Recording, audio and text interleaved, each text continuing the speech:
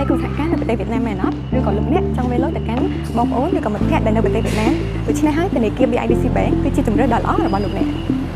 BIDC គឺជាសមាជិករបស់ធនាគារ BIDV ដែល BIDV គឺជាធនាគារដែលមានទ្រព្យសម្បត្តិធំជាងគេនៅប្រទេសវៀតណាមហើយ BIDC ក៏បានប្រតិបត្តិការជាង16ឆ្នាំមកហើយនៅប្រទេសកម្ពុជាចឹងនាំគ្នាមកមើលពីរបៀបវាលុយងាយៗរបស់ធនាគារ BIDC តាម Mobile Banking ទាំងអស់គ្នាជំហានទី1បើកកម្មវិធី App BIDC ជំហានទី2ជ្រើសរើសផ្ទៃប្រាក់ទៅប្រទេសវៀតណាមជំហានទី3បញ្ចូលព័ត៌មានអ្នកទទួលនៅប្រទេសវៀតណាមឈ្មោះធនាគារលេខកណន័យពិនិត្យកណន័យនិងអ្នកទទួលផលនឹងចំនួនទឹកប្រាក់ជំហានទី4ពិនិត្យព័ត៌មានបន្តទៀតនិងបញ្ជាក់ប្រតិបត្តិការត្រឹមតែ1នាទីអ្នកបានបញ្ចប់ការផ្ទេរប្រាក់ហើយអ្នកទទួលផលនឹងទទួលបានប្រាក់របស់លោកអ្នកភ្លាមៗចូលទៅក្នុងកណន័យ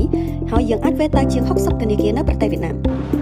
មិនចាំបាច់មកធនាគារផ្ទាល់ក៏អាចធ្វើប្រតិបត្តិការបាន24ម៉ោងជាមួយកម្រិតច្បាប់តែ$1នៅពេលដែលមានដំណើរកម្សាន្តឬក៏បេសកកម្មនៅប្រទេសវៀតណាមអបបាក់យកលុយទៅតាមស៊ីទេ